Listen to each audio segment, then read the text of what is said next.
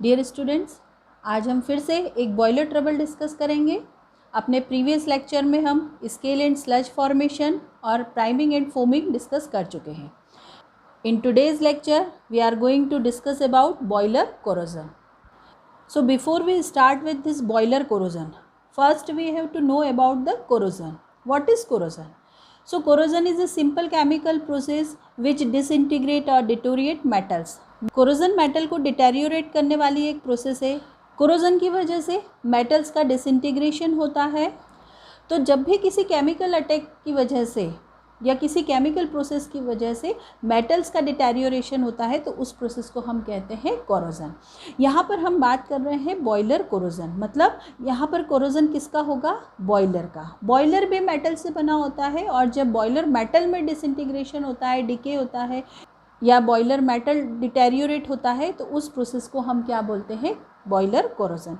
Boiler corrosion को हम define कर सकते हैं. Boiler corrosion is decay or disintegration of boiler material by a chemical or electrochemical attack of its environment. तो boiler में जो वाटर है उसमें जो डिज़ोल्व गैसेस है, बॉयलर मेटल के आसपास जो भी इन्वायरमेंट है उसकी वजह से कुछ केमिकल इलेक्ट्रोकेमिकल अटैक होता है, कुछ इस तरह की केमिकल प्रोसेसेस होती हैं जिसकी वजह से बॉयलर मेटल डिसइंटीग्रेट होने लगता है, उसका डिके होने लगता है और इसी प्रोसेस को बोला जाता है बॉयलर कोरोजन. अब अगर बॉयलर कोरोजन होता है तो उसके क्या क्या डिसएडवांटेजेस होंगे? तो first disadvantage of boiler corrosion is it reduces boiler life.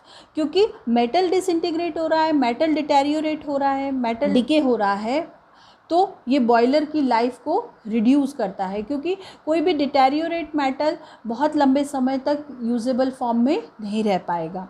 दूसरा, इट में कॉज लीकेज. जहाँ पर भी कोरोजन होगा वहाँ पर लीकेज की प्रॉब्लम हो सकती है. फिर तीसरा जो मेन डिसएडवांटेज है, it increases maintenance and repair cost. अगर बॉयलर मटेरियल में कोरोजन होगा तो इससे मेंटेनेंस कॉस्ट काफ़ी बढ़ जाएगी क्योंकि हम उसके लीकेज को रोकना चाहेंगे, उसकी लाइफ को इंक्रीज़ करना चाहेंगे, तो इसी वजह से मेंटेनेंस कॉस्ट और रिपेयर कॉस्ट बॉयलर की इंक्रीज़ हो जाती है. Now what are the main causes of this boiler corrosion? So there are 3 main causes of boiler corrosion. First one is the presence of dissolve oxygen in boiler water. Boiler water में अगर dissolve oxygen present होगी तो वो corrosion का cause होती है. Second cause is presence of CO2 in boiler water. Boiler water में अगर CO2 प्रेजेंट है तो भी वो कोरोजन करेगी. And third cause is acid produced from dissolved salts like MgCl2. तो बॉयलर में कुछ इस तरह के डिज़ोल्व्ड सॉल्ट्स होते हैं जो बॉयलर में रिएक्शन करके कुछ एसिड प्रोड्यूस करते हैं. तो इस तरह के सॉल्ट्स जैसे MgCl2 अगर ये प्रेजेंट होंगे बॉयलर में तो ये क्या करेंगे? बॉयलर कोरोजन करेंगे. फाइन. अब हम इन कॉजेज़ को डिटेल में स्टडी करेंगे. So first cause of boiler corrosion is presence of dissolve oxygen in boiler water. So generally होता क्या है कि अगर हम रॉ वाटर कहीं रिवर से लेते हैं या किसी लेक से हमारे पास आता है तो रूम टेम्परेचर पे उसमें ऑक्सीजन डिज़ोल्व फॉर्म में रहती है और रूम टेम्परेचर पे ऑक्सीजन का कंसंट्रेशन रॉ वाटर में 8 मिलीग्राम पर लीटर और 8 ppm होता है. इतनी ऑक्सीजन रॉ वाटर में डिज़ोल्व फॉर्म में रहती है क्योंकि जो भी हमारा रॉ वाटर है जैसे रिवर वाटर है तो वो एयर के कांटेक्ट में आता है, एयर में ऑक्सीजन है और वहाँ से वो ऑक्सीजन उसमें डिज़ोल्व होकर एरोबिक कंडीशंस को मेंटेन करती है. तो इतनी ऑक्सीजन एक्वेटिक लाइफ के लिए ज़रूरी भी होती है. लेकिन बॉयलर के कंटेक्स्ट में जब हम देखते हैं तो बॉयलर वाटर में ऑक्सीजन नहीं होना चाहिए. ठीक है. तो ये जो डिज़ोल्व ऑक्सीजन रॉ वाटर में प्रेजेंट है अगर ये बॉयलर फीड वाटर के साथ बॉयलर में पहुंच जाती है then it will cause corrosion. तो होता क्या है बॉयलर में? बॉयलर में आयरन है, आयरन और वाटर है. तो आयरन वाटर की प्रेजेंस में ऑक्सीजन इस आयरन को फेरस हाइड्रोक्साइड में कन्वर्ट कर देती है. इससे फेरस हाइड्रोक्साइड बन जाता है और ये फेरस हाइड्रोक्साइड फर्दर रिएक्ट करता है ऑक्सीजन से and ultimately this iron is converted into rust, Fe2O3 dot twice H2O. This is rust. जब भी हम आयरन के कोरोजन की बात करते हैं then corrosion of iron is known as rust. तो यहाँ पर रस्ट का फॉर्मेशन हो जाता है. तो ये जो ऑक्सीजन है, ये कौन सी ऑक्सीजन है? This is the dissolve oxygen present in raw water, और इसने बॉयलर मटेरियल के साथ रिएक्शन करके उसको अल्टीमेटली रस्ट में कन्वर्ट किया है. So this is the one of the major cause of rusting in boiler. Now how we can remove this dissolved oxygen? So to remove this dissolved oxygen we can use some chemicals. हम कुछ chemical use करके इस dissolve oxygen को boiler feed water से remove कर सकते हैं. तो पहला केमिकल हम यूज़ करते हैं सोडियम सल्फाइड Na2SO3. ये ऑक्सीजन से रिएक्ट करके Na2SO4 बना लेता है. फाइन. तो यहाँ पर ये जो ऑक्सीजन है, ये डिज़ोल्व ऑक्सीजन है, ये डिज़ोल्व ऑक्सीजन सोडियम सल्फाइड के साथ रिएक्शन करके Na2SO4 में कन्वर्ट हो जाती है. तो इस रिएक्शन में ये ऑक्सीजन कंज्यूम हो गई. फाइन. उसके बाद हम बात करते हैं सोडियम सल्फाइड की, Na2S. Na2S ऑक्सीजन के साथ रिएक्शन करके फिर से सोडियम सल्फेट बना लेगा Na2SO4, और इस रिएक्शन में भी ये डिज़ोल्व ऑक्सीजन कंज्यूम हो जाएगी. उसके बाद हम एक केमिकल और यूज़ कर सकते हैं, दैट इज़ हाइड्राजिन. इसका 40% एक्वस सॉल्यूशन जनरली यूज़ किया जा सकता है. तो जब हम इसे वाटर में ऐड करेंगे तो ये भी क्या करेगा, ऑक्सीजन, डिज़ोल्व ऑक्सीजन के साथ रिएक्शन करके वाटर और नाइट्रोजन में कन्वर्ट हो जाएगा. यहाँ से नाइट्रोजन रिलीज़ हो जाएगी. तो हमने देखा कि हम सोडियम सल्फाइड और हाइड्रोजन यूज़ करके डिज़ोल्व ऑक्सीजन को रिमूव कर सकते हैं. अब इन तीनों रिएक्शन को देख के हमें समझ में आएगा कि which one is the best chemical for the removal of dissolve oxygen. So hydrogen is the best chemical, क्योंकि क्या हो रहा है, जब हाइड्रोजन की ऑक्सीजन के साथ रिएक्शन हो रही है तो वाटर मॉलिक्यूल जनरेट हो रहा है और नाइट्रोजन गैस इवॉल्व हो रही है, और ये नाइट्रोजन इनर्ट गैस होती है, ये कुछ भी प्रॉब्लम नहीं करेगी. लेकिन वहीं हमने देखा कि जब सोडियम सल्फाइड हमने यूज़ किया था तो Na2SO4 जनरेट हुआ था. और फर्दर ये हो सकता है कि आगे कहीं पर हाई प्रेशर टेम्परेचर की वजह से इस Na2SO4 का डिकम्पोजिशन हो जाए और इसमें से SO2 गैस रिलीज़ हो जाए. तो ये SO2 गैस भी एसिडिक नेचर की होती है और ये भी बॉयलर कोरोजन कर सकती है. तो सबसे अच्छा केमिकल होता है hydrogen, but use of hydrogen in axis quantity should be avoided, क्योंकि अगर आपने हाइड्रोजन को एक्सेस क्वांटिटी में यूज़ किया तो हाइड्रोजन अमोनिया में कन्वर्ट हो सकता है.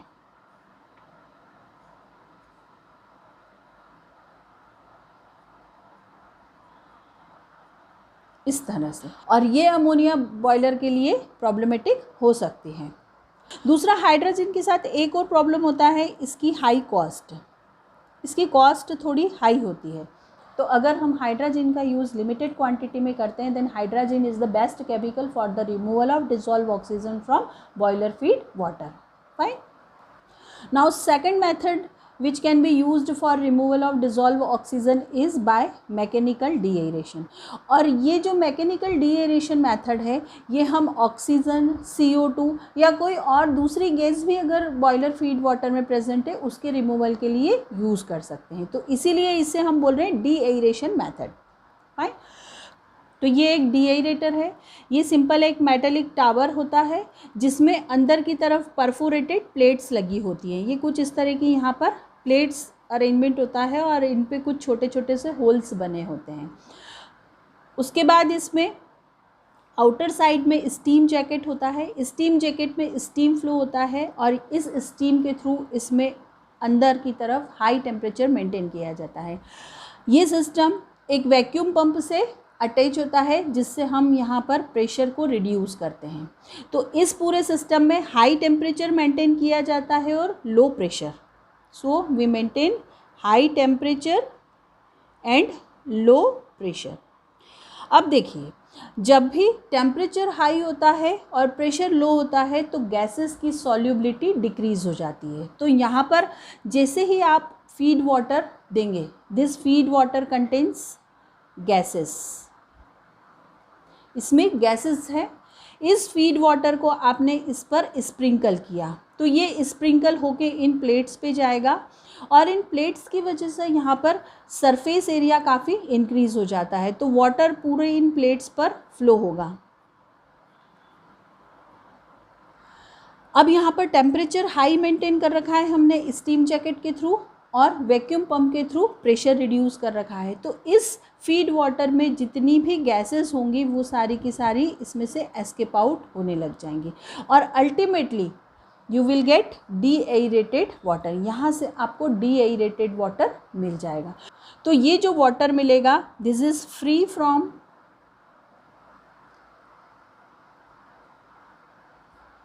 Oxygen, CO2 and other gases.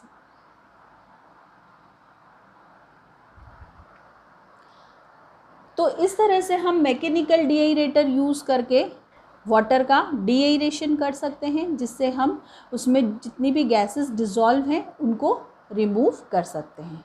Fine. Now second cause of boiler corrosion is presence of carbon dioxide in boiler water. तो carbon dioxide boiler feed water में कैसे आएगी, उसके सोर्स क्या होते हैं? तो सबसे पहला सोर्स तो है कि जो रॉ वाटर होता है उसमें एटमॉस्फेरिक कार्बन डाइऑक्साइड भी डिसॉल्व फॉर्म में प्रेजेंट होती है, तो एक इस तरह से CO2 हमें बॉयलर वाटर में मिल सकती है। दूसरा जो सोर्स होता है it is by the decomposition of bicarbonates. अगर बॉयलर फीड वाटर में बाइकार्बोनेट्स की इम्प्योरिटी होती है, जैसे मैग्नीशियम बाइकार्बोनेट, तो ये टेम्परेरी हार्डनेस कॉजिंग इम्प्योरिटी अगर बॉयलर फीड वाटर में रहेगी और जब इसे हम हीट करेंगे बॉयलर में, then this magnesium bicarbonate is converted into magnesium hydroxide and release CO2। तो इस प्रोसेस में यहाँ से CO2 रिलीज हुई, ये CO2 वाटर के साथ मिक्स होकर बॉयलर फीड वाटर में डिसॉल्व हो जाएगी। इसी तरह से अगर कैल्शियम बाइकार्बोनेट प्रेजेंट होता है तो वो भी CO2 रिलीज़ करता है। CaCO3 इसके प्रेसिपिटेट फॉर्म हो जाएंगे, H2O प्लस CO2। तो इस तरह से जब बाइकार्बोनेट्स की इम्प्योरिटी वाटर में प्रेजेंट होती है it release CO2 gas inside the boiler on heating. अब ये जो CO2 है ये कोरोजन कैसे करता है? तो ये CO2 वाटर के साथ डिसॉल्व होकर कार्बोनिक एसिड बनाता है। This is carbonic acid and acid always have corrosive effect. तो ये भी एक एसिड बना है और इसका स्लो कोरोसिव इफेक्ट होगा बॉयलर पर।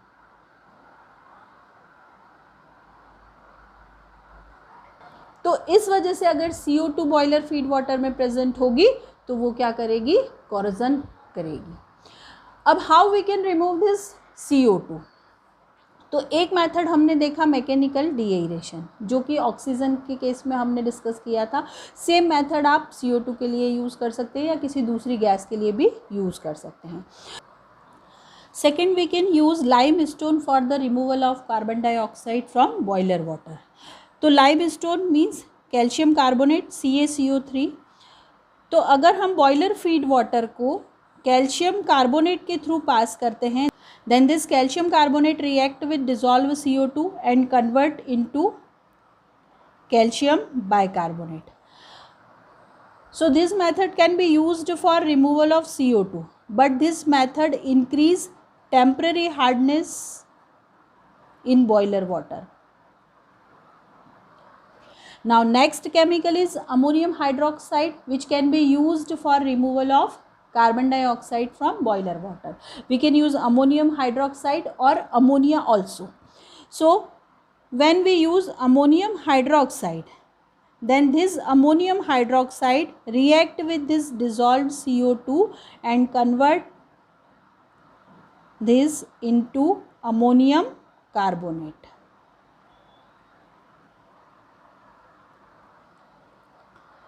तो इस तरह से ये CO2 अमोनियम कार्बोनेट में कन्वर्ट हो जाएगी और बॉयलर वाटर से रिमूव हो जाएगी। फाइन।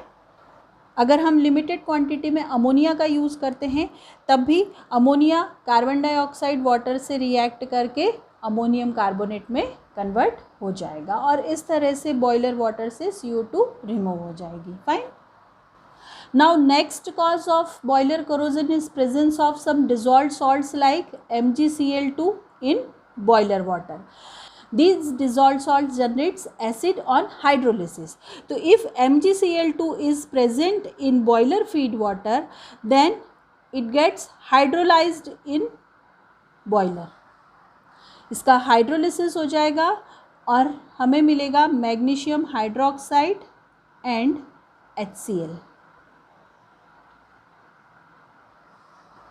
तो यहाँ पर HCl एक मिनरल एसिड जनरेट हुआ है और ये HCl बॉयलर मटेरियल के साथ रिएक्शन करता है. तो it reacts with iron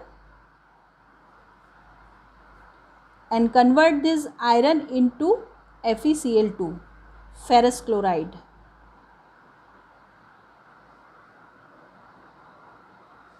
H2 gas escape out हो जाएगी. Now this FeCl2 again reacts with water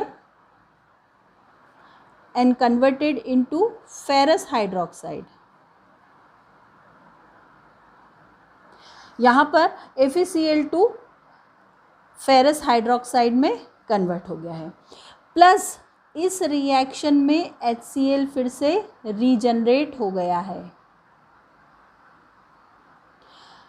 तो ये जो HCl है it again reacts with fresh iron material of boiler. तो यहाँ पर ये जो रिएक्शन होती है ये एक चेन रिएक्शन स्टार्ट हो जाती है और ये इस रिएक्शन के थ्रू HCl बार बार रीजनरेट होता रहेगा और अगेन एंड अगेन आयरन के साथ रिएक्ट करता रहेगा. अब ये जो फेरस हाइड्रोक्साइड बना है, this ferrous hydroxide is ultimately converted into rust.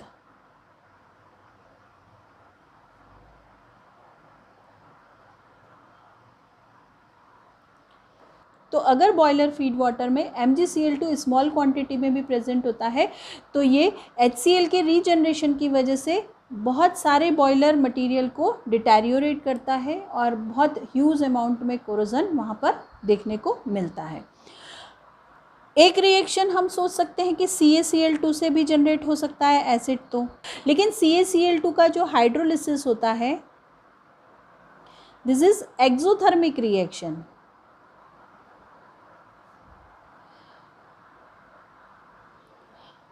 And high temperature of boiler does not favour this reaction.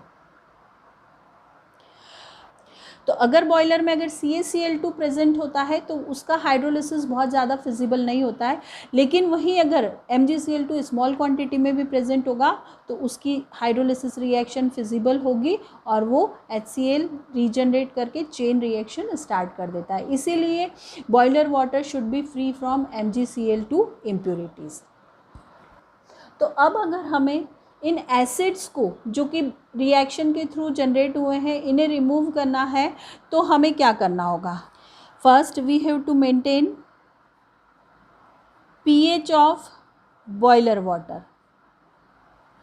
अगर बॉयलर वाटर एसिडिक हो रहा है तो आपको उसको स्लाइटली अल्कलाइन बनाना होगा बाय एडिंग सम अल्कली. आप उसकी pH को मेंटेन करें, आप अल्कली का एडिशन करें. Second, we can use impurity free water and specifically it should be free from MgCl2 impurity. So if we use impurity free water in boiler and maintain the alkaline pH inside the boiler, then we can prevent this type of corrosion. So this is all about boiler corrosion. तो dear student, boiler trouble जो topic होता है ये theory exam के point of view से और practical exam दोनों के पॉइंट ऑफ व्यू से इम्पॉर्टेंट होता है. तो यहाँ पर थ्योरी की जब हम बात करते हैं तो हमने पूरा डिस्कस किया है अब बॉयलर कोरोजन पर वाइवा में क्या क्वेश्चन बन सकते हैं? तो सबसे पहले जो क्वेश्चन पूछा जाता है, what is boiler corrosion? You have to define boiler corrosion.